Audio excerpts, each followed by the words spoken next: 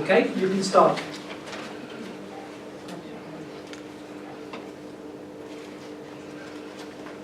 Okay, we're going to start the debate between manualism and oralism. We stand for manualism, and we'd like to prove today that manualism is a superior way of communicating and educating amongst the deaf children and community. So we'd like to ask you as a team what your idea or perception of sign language actually is. I think that sign language actually hinders the person's ability to be integrated into society. Creates a divide.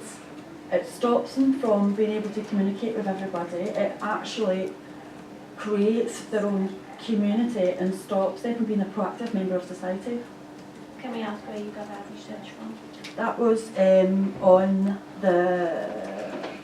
Could you put your hand up if you ask a question, just so I know about it? Thank you. The Alexander Graham Bell University website.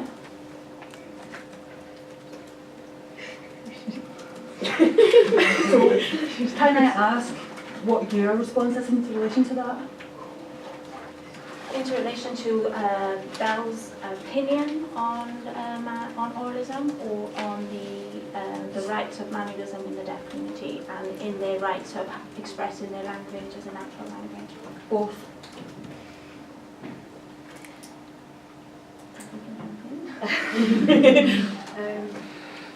You see, we don't find that, we find that sign language is better because it's not necessarily that a deaf person can't learn to speak as well as signing.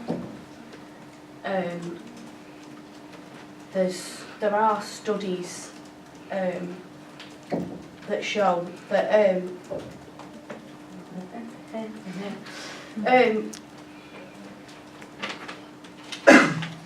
it's not that deaf children have a language problem, as long as the conditions are right for them to be taught in. Deaf children can learn with sign language at the same rate that hearing children can learn to speak, and it was Kyle that said that. But see with like the decline of deaf students. Somebody else have a question first. Yeah, but what if the child doesn't want to be part of the deaf community? What if they do see themselves as a little d deaf and not as capital D? It's not part of their culture. They want to fit in with everyone else. Well, that's their choice, but then that comes down to the oralism manualism debate. That's the whole thing is about choice, and the fact that in Milan it was decided that oralism was better. That is not necessarily, they've taken the choice of the child off them. It's very true. But now we're talking about today. Well, we're talking about generally. Are we talking about children now? Are you saying that all deaf children should learn sign language? Or is it more of a choice? Because some children don't want that culture. I'd like to object to what you've said there, because from Ben Jarasol's video, Journey to the Deaf World, he defines communication as the essence of a community, and he says that deaf people, unlike most people, have 4 senses. And when you look at the senses, you have hearing, sight, touch, taste, and smell. Now, the most important sense to them is eyes, and the second is touch. So it is part of them, just like your sense is part of it. And you taking away sign language from a deaf person is taking away part of this person. It's not an external factor, it's something that is part of them. So I don't believe there will be a deaf child who will not want to be part of it, or part of sign language, because it's in them, it's their sense. I totally get what you're saying, but it's not all the senses are important in the development of the child. But see Samuel Heineke, that one? Is it Heineken?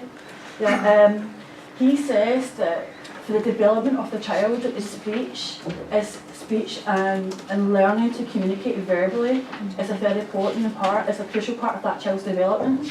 So as well as the other things, like other things coming into play, having that ability to communicate, it, you know, there does, but there's got to be balance as well. Alka actually says that deaf children should be allowed to develop communication skills naturally using sign language and other visual means, and once that they're fluent in their ability to communicate and their cognitive skills start developing, then they're in a strong position to start learning a second language, whether that be that they chose to learn BSL or ASL or sign language, and then they then choose to learn English, because obviously the two are completely different. BSL has its own structure, it is its own language in its own right, and was decided on the 18th of March 2003 that it would be its own language in its own right. So. But also English is... Can I just check? We have heard from you before. I just want to see, Robin I think has her hand up. Candy, you've got your hand up, yes. I'll give a bilateral lesson. He argued that our play teach children to speak so they can communicate with hearing in society. The development of spoken language is important when growing up because children can see learn their language later in life. And then they can move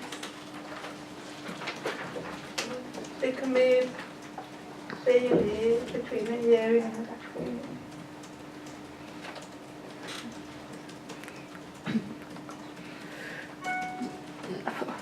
You and then you. Who was it who wanted to speak next? You first, and then, was it Robin, I think? And then we'll go back to you, and then we'll go back to you, Ruth. Okay? If you look back at the methods that were used to teach children how to speak, you've got fingers being stuck in mouths, children being struck for signing. What are your opinions on that? Because in theory, if you're talking about today, that could be seen as abuse, a form of child abuse. So are you saying that that's right, that's a good thing, that oralism, the way that they did it is right? So Robin, and then you, and then you.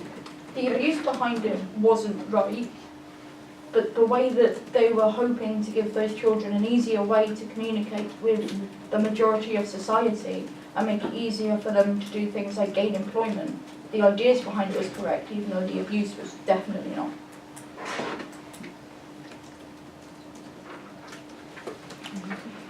Okay, now is your point linked to that point? Okay, yes, go on. Yeah. Just following on up from Robin, if you look back, even in hearing classrooms, they have corporal punishment. Things are, you have a model and things progress. Things have to start a certain way for mistakes to be not acknowledged and for things to improve. Those methods are no longer employed in schools today. They may be similar to a certain extent, like now they'll use balloons and feathers and things like that to practice kind of lip patterns. You would never these days get something stuck in a child's ear like you wouldn't in a classroom for kids being naughty, get a bell across the knuckles or something like that. So yeah, but that's kind of more, it's very, what is it, not medieval, but it's very ancient. Things have to progress. Okay, you, and then you. So, okay, can I just ask if you have any success rates about how positive oralism was for the kids? Did they benefit from it, do you think? Do you have anything that proves that it was better for deaf kids? Yeah, well, look at George Edwards in the 1900s. And he went deaf at an early age from scarlet fever, and he was taught at the Reverend Thomas Arnold Private School. And he was a partner in a jewellery manufacturing company. Now he sat exams in Cambridge University, and went to become a very successful architect and surveyor. That is one example of if the family, if everybody around that children invests in that oral method, that they are successful. They're not all going to struggle. Everybody's got a different developmental and intellectual level, and whether they're hearing or deaf are going to progress at different stages. That is just one example of how the oral methods can work. Okay, because Ridgway and Ladd say that deaf people for the whole century had kind of complained that they were damaged human beings after being taught the oralist method. So I'm just wondering if your research was, okay, I know you've cited one guy, but is that everybody that is oralist? Okay, now I think you had your hand up before, so would you like to? Well, I was just going to say, leading on to Sarah's point, is that actually all children had a higher reading level than most hearing children, so it did benefit their education. Where was your... It was from deaf websites. What is that? No, that's actually what it's called. But right, God. If it's linked, yes, go on. Because there are many studies that show that the overall achievement of deaf children is limited to oral communication with very low levels of reading and writing skills. Studies by Conrad, Quigley and Kretschmer, Allen, Boschner, Albertini.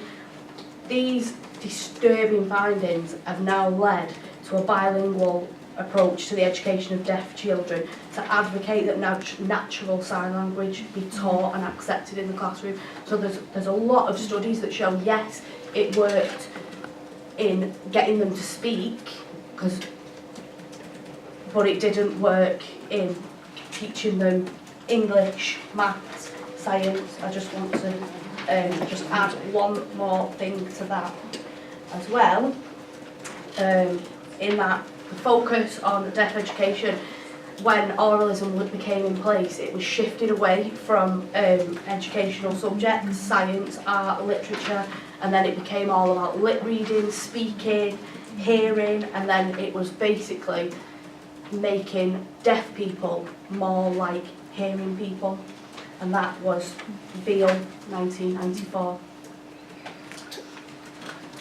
Okay, over to the other side, and then we'll go back to you. So, Webster actually reflects upon sign language as being primitive. He links it into with the theory of evolution in Darwin, and that sign language is nothing but overblown gestures. Alexander Graham Bell says that sign language is backwards. It's hindering society.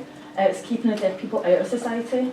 And even though he was into kind of curing deafness, he does state that there's nothing more important than giving the deaf child the tools and skills to fit in with the family and society at large. And not to give them those skills, those oral skills, being able to lip read, be able to communicate with everybody, it's actually hindering their ability. And it's actually neglect. It can be seen as abuse, that you are actually then forcing that child to live segregated from society, because the sign language is nothing but overblown gestures. So basically, if you're in for sign language, are you then comparing the deaf children to primates and pre-humans, not allowing them to catch up with the progression of the rest of the human race? I'd like to just answer that. First of all, there was actually someone... You, and then we'll go to you. There was someone who and then we'll go to you. Oh, sorry. Okay, go on.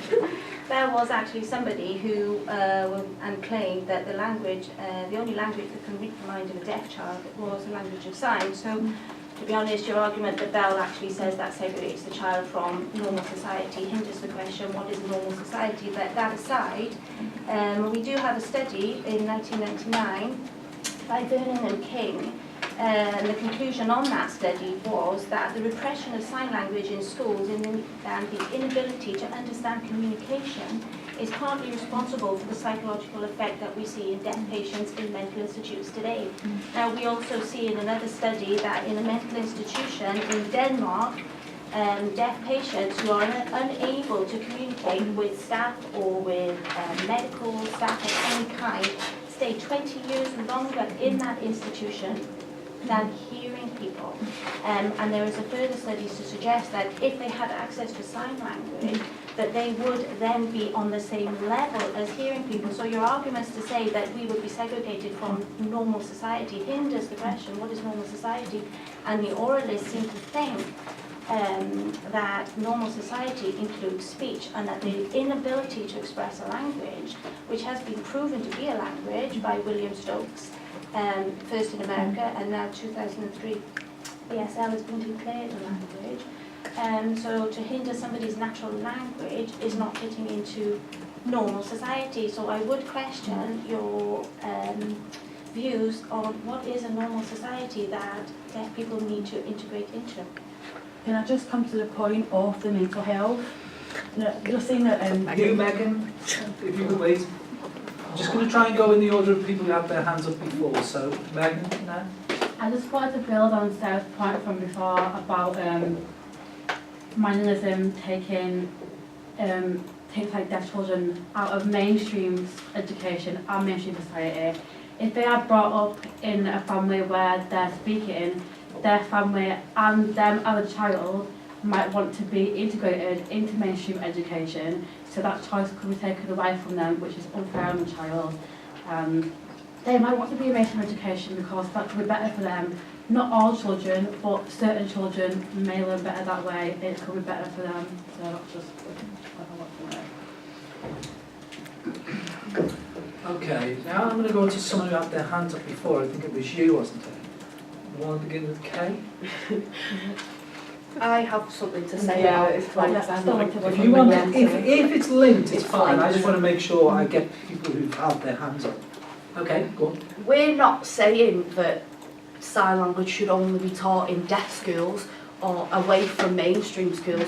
We're saying, yeah, it should be used, it should be integrated, it should be choice, it should be the individual's choice of how they want to learn, and that is what we're saying. The choice is just taken away from them. Okay, who is it linked? Is it linked to what's just been said? There's three of you. Which one do you want to choose? So with the decline of their schools, if the kids are not taught manualism, but they're put into mainstream society and into mainstream school, how are you expecting them to communicate? Because sign language, yeah, it's still being petitioned to be taught in the curriculum, the national curriculum. So until that has been achieved, how are these kids supposed to communicate? How are they supposed to interact? That is going to create isolation. It may even create bullying, and that will then in turn influence their psychological and their mental health. But just to bring on as well about the mental health point beforehand, if there's no oral education whatsoever, then when you go into consultations with professionals, how are you supposed to communicate with them? How are you supposed to get misdiagnosed if there's no interpreters available, or if it's an emergency appointment, the person's in crisis? How are they then supposed to communicate? The family is going to have to come in. They are going to have to then have no confidentiality, there's going to be no privacy. And with the interpreter as well, that is going to be lost, meaning can be lost. So unless it's an actual deaf mental health hospital, which is a difficult and long waiting list, then they're not going to get that care on the primary level. Okay, I'm going to go on to Robin first, then you, and then you. Linking to your point about choice, you've also got to consider the family in that choice, because unless they are lucky enough to be able to afford someone to come into their home and teach their child and their child alone, or they live in an area where they can get that service for free based on like charities, it's going to be down to the parents to teach them. So what if the parents don't want to learn this entirely new language, and then the implications of also learning that language's culture, which can be terrifying, because if you've got adults at the age of like 30, 35 and they're learning this new language and this new culture, they might be really scared to be offending people, because they most likely won't know anything about that culture before they go into it. So where does their choice come into that? Okay, you first, and then we'll go on to you next, okay? So you first. The parent's choice does come into it, but then ultimately, if they're neglecting their child, if they choose not to learn sign language, but their child wants to talk using sign language, they're neglecting their child. They're choosing not to be able to communicate with their child. Okay, now is your point linked? Mine. Oh, yours, You. yeah. You. Yeah. Yeah, I think okay, go on. education is linked to education. Yeah, okay, go on. Yeah. I think in oralism, they're just failing to understand the fact that there's so many studies and findings that have shown that deaf children are very limited in obtaining obtaining education through the oral method. And it also, there are loads of studies that show the devastating effects of forcing these children to learn through oralism, and it's a very big setback for them. And also the British Deaf Association followed the failure of Royal Commission on the education of deaf children. There are facts out there that show that there is a setback, a huge setback for deaf children being educated through oralism. Okay, now we're going to you. I want to go back to your point of choice and parents neglecting their children. Would you say the same about the cochlear implant? Because in a way, that enforces the idea of a child learning through oralism. We see it all the time from Facebook videos, like child finally gets to learn to hear, or finally hears because of cochlear implant. Is a parent neglecting their child because they make that decision for their child when they're young? They're not necessarily neglecting their child, they're taking away the child's choice, but they're also misled a lot by doctors. You get a lot of new parents who've never had any experience in the deaf community, and like, oh my god, how am I going to be able to communicate with my child? The doctor will say, put a cochlear implant on them, or they won't speak until they're 2, which isn't in fact true.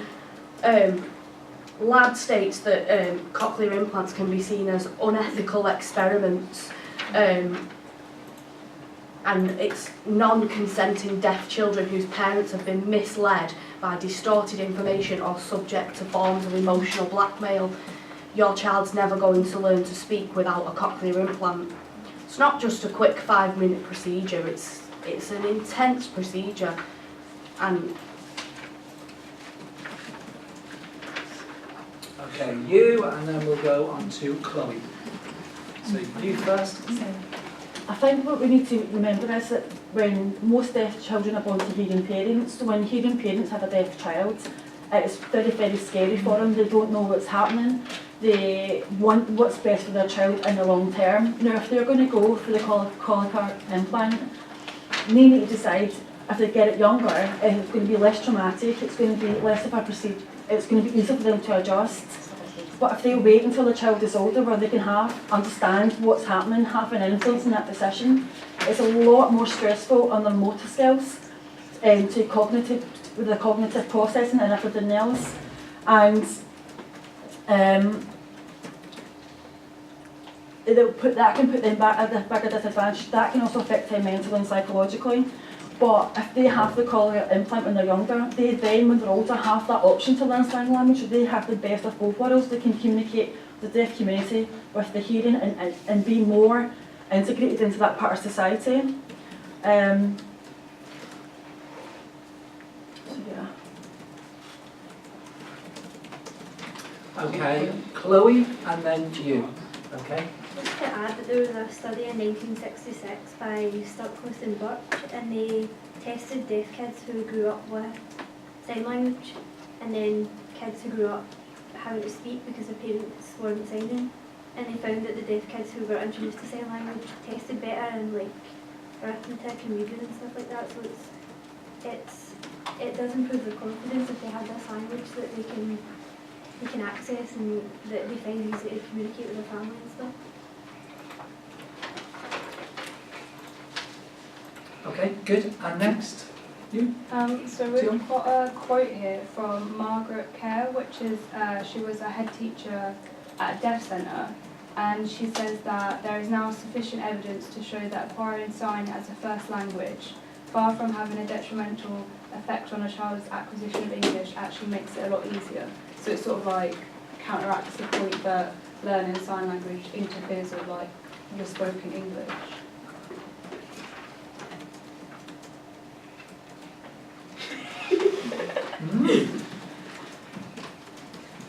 Yes, go on, you, and then we'll go on. Webster also talks about when the deaf children are born to the hearing parents, they can have a distorted mother-child attachment. And a part of that, I think, could be towards the kind of guilt the parent may feel the mother, maybe she did something wrong and things like that. And I think, come back to that in a minute. Lost it.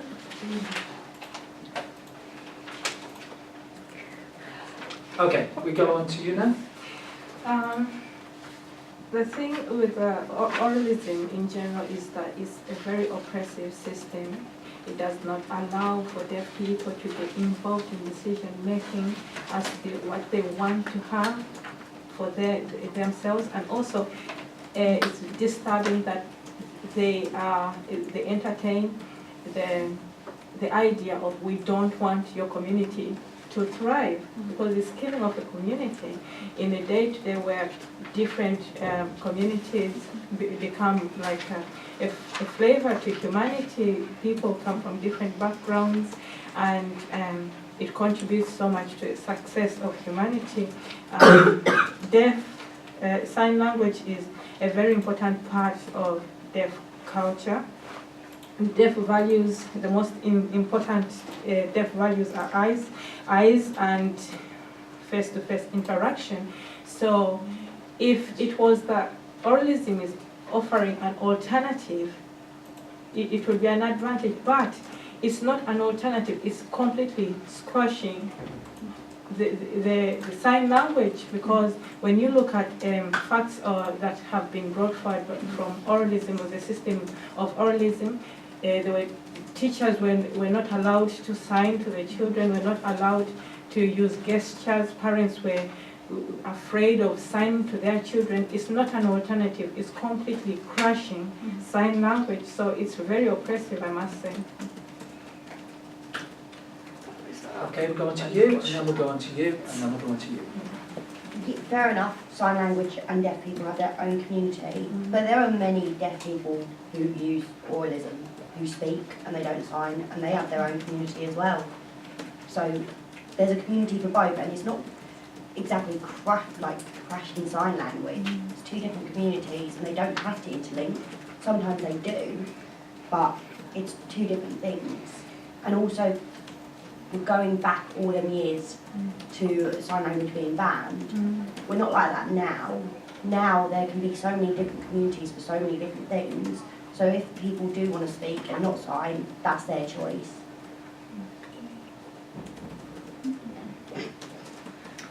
Okay, who was it? Was it Yeah, to go with what Martha said, so basically like the whole oralism, like that video we watched, I know it's going back to the past again, but yeah, so when they were saying, and say as well, sticking the little skinny sticks in the kids' ears, strapping them down with straight jackets, the guy said, and you couldn't use the toilet in the middle of the night.